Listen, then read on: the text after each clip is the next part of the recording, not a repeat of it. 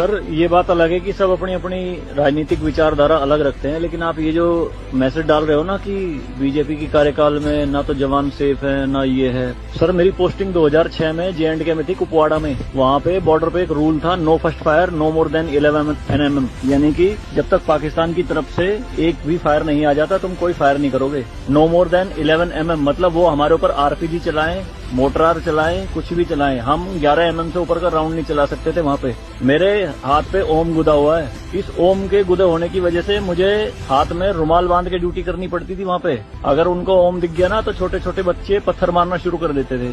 और सर श्रीनगर के लाल चौक पे 26 जनवरी के दिन बहुत बड़ा तिरंगा बिछा के जिंदी गाय काटी थी, जिंदी, और जिंदी की खाल उतारी थी सबके सामने, पूरी सेना के सामने यूनिट खड़ी थी वहाँ पे पूरी, और चक्कू लहरा के खूब बोलते थे, क्यों भाई हिंदुस्तानी कुत्तो, तुम्हारी माँ है ना ये, देखो क्या हाल करेंगे इसका हम। भाई कुछ नहीं उखाड़ सकते थे उनका। क्यों? क्योंकि सेंट्रल में गवर्नमेंट गंडवी थी, नपुंसक गवर्नमेंट थी। हमारे सर पे चौकी बना ली थी उन्होंने, जो LAC है ना, LOC, उस पे बिल्कुल वहीं 50 मीटर के दायरे में। और रात में बड़े बड़े स्पीकर पे माइक पे बोलते थे पाकिस्तानी रेंजर्स, अरे अपनी बहनों को एक रात के लिए हमें दे दो, क्या हुआ हिंदुस्तानी नपुंसको, चलाओ गोली। कुछ नहीं कर सकते थे उनका।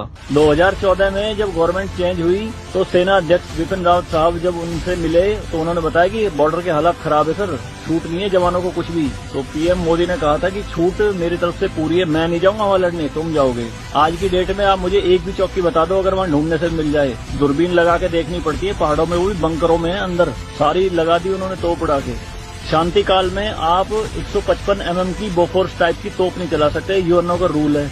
लेकिन 2014 में ये बोफोर्स भी चली JNK में पाकिस्तान की तरफ चौकी उड़ाने के लिए। तो सर ये मत कहिए कि बीजेपी के कार्यकाल में जवान मर रहे हैं, ये हो रहा है।